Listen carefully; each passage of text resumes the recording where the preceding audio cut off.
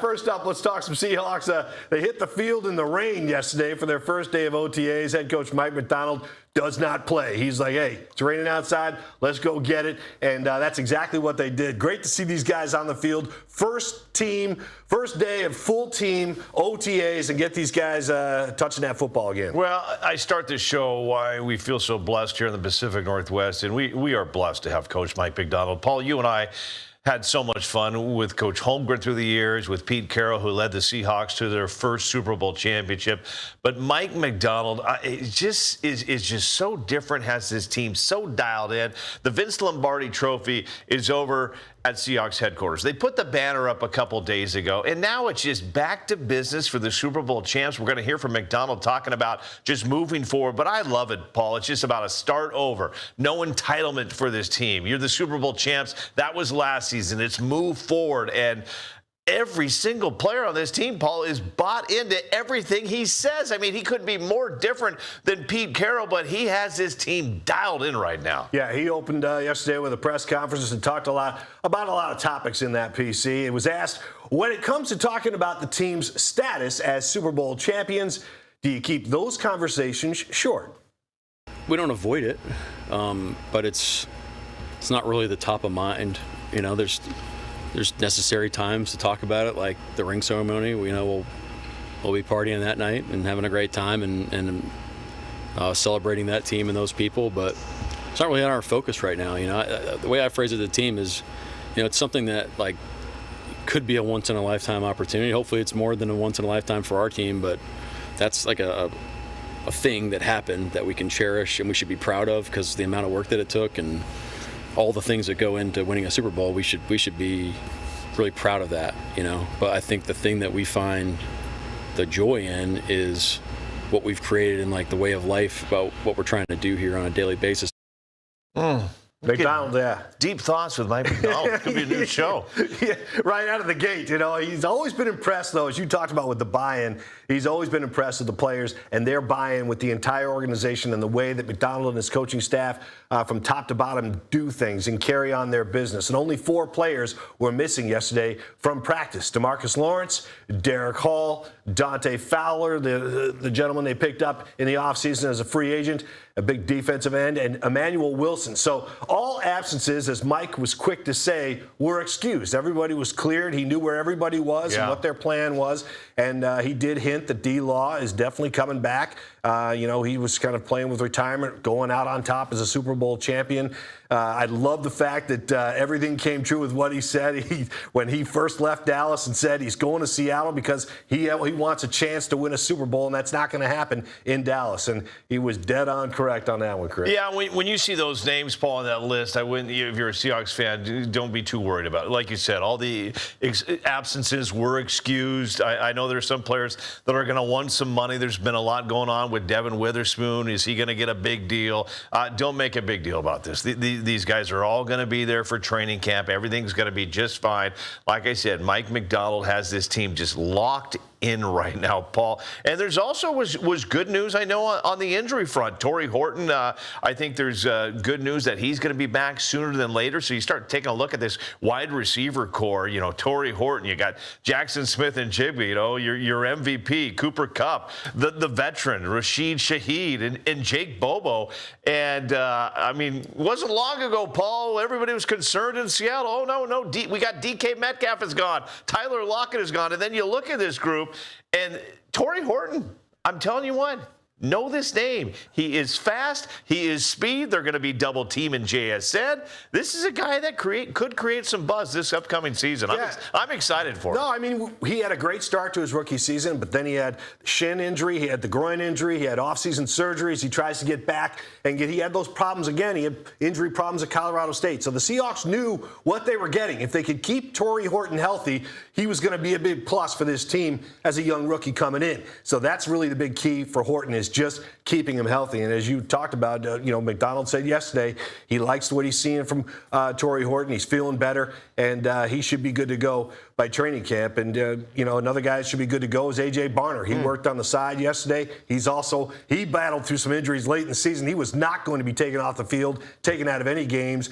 He plowed through it on the way to the Super Bowl championship, but he too is working with some lower body injuries and is not expected to be ready until training camp. But MacDonald said he will be ready by camp. So a good sign there just to see him out on the field yesterday. And Chris, MacDonald is always big on his themes. We joke about it. I'm sure a lot of sports offices and people around the water cooler joke about it. Stacking wins, 12 is 1. Like all these. And it works. There's tons of them. There's T-shirts out there to prove it. Well, right out of the gate yesterday, this offseason, the coach came up with run it forward. And his players have already embraced it.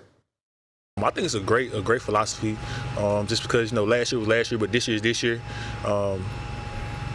Just being able to climb the mountain again, continue to get better each and every day, build camaraderie, and play to the standard each and every day. It's very challenging, last year, when you win the Super Bowl, you feel like you're at the top of, you're on top of the world. So it is a bit challenging, but we just got to keep reminding ourselves, what did we do to get there, to get to that point, and how can we do it again, if not better.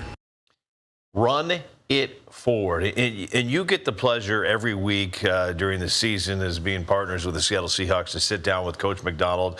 You've sat down through the years with Holmgren, with Mora, with Pete Carroll, and you hear those words, run it forward. I mean, he doesn't say something unless it processes through, right? I mean, whatever comes out of his mouth, he's processed that through, and there's a reason why he's saying it. Yeah, it's funny you say at the presser. Someone asked him about running forward, and he kind of gave that kind of shy look, like, well, they said, "Did you come up with that, Coach?" And he says, "Well, if you like it, I did."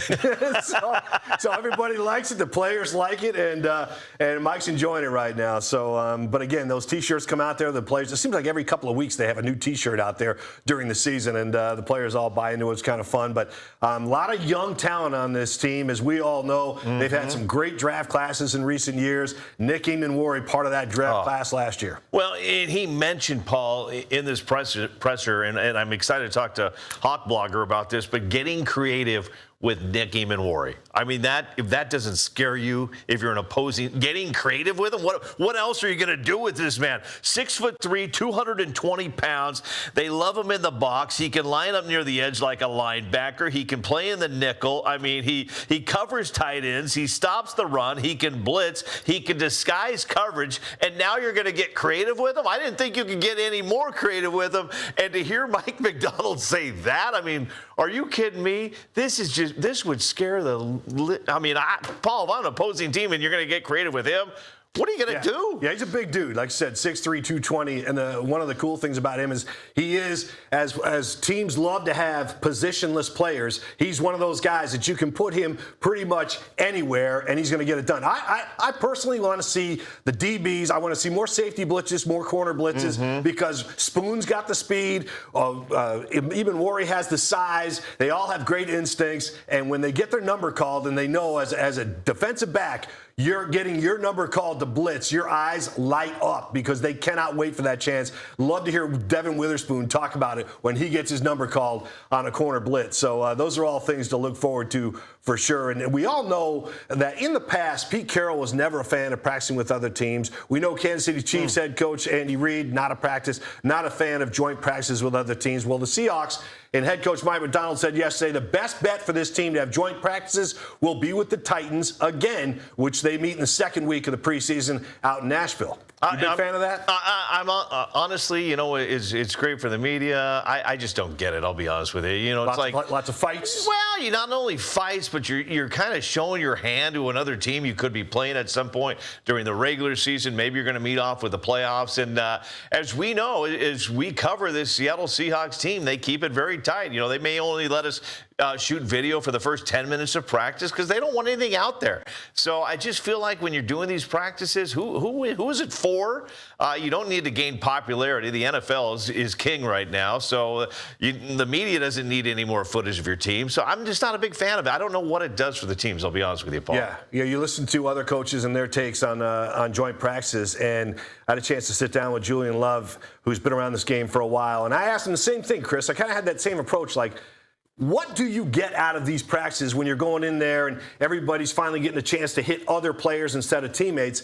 And Love made it pretty clear to me, and again, it's always good to talk to veterans, Chris, because they kind of talk you off the ledge and explain, because we're fans sometimes, and we love the game, but we don't know it inside and out like these guys do. Well, Love kind of explained it to me that day, saying, you know, he's so used to seeing receivers on his team and the cuts they make and the habits they have on the playing field. It's good to get against other receivers because they have different ways of approaching their routes, and it keeps you on your toes more. So it sharpens them as DBs going into the season instead of seeing the same players, much respect to their teammates, but same guys doing the same thing. Well, and that's where you just got to find a dance partner you like, a team you like, because it's iron sharpens iron as we sharpen each other. And they're probably thinking the same thing. Okay, this is going to help our team. This will help your team. Then again, I'm just like, if it can help the other team a little bit as well, I'm not sure why we're doing it, but I get it. I get it. See, guys like, you know, Julian Love, and I remember we used to do the fifth quarter with Warren Moon, and I'd come out before the show started and say, man, did you see this? Did you see that? And he would just like, take it easy, man. Here's what happened. And I'm like, okay. And then I'm ready to start the show because you come down from that high of, you know, a loss or a win, and you're like, reset and let the Hall of Famer help you reset to start the show. It goes back to the very beginning of the show. We hear from Mike MacDonald talking about, you know, we're going to celebrate the ring ceremony. Not too high, not too low. John Schneider, that's how he approaches everything. Paul, if you and I were running this team, I'd still have Matt Hasselbeck as the quarterback.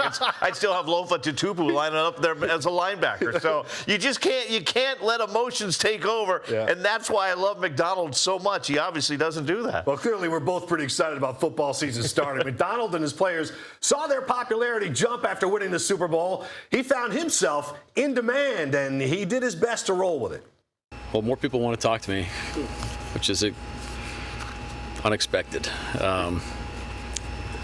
I've been blessed to meet some really cool people, and I'll leave those conversations private. But again, I feel like I'm telling you everything I told the team, but there's things that, like, doors are open because of what we did, and like that. And again, that's really cool. But when you're doing those things, you're like, okay, this is great.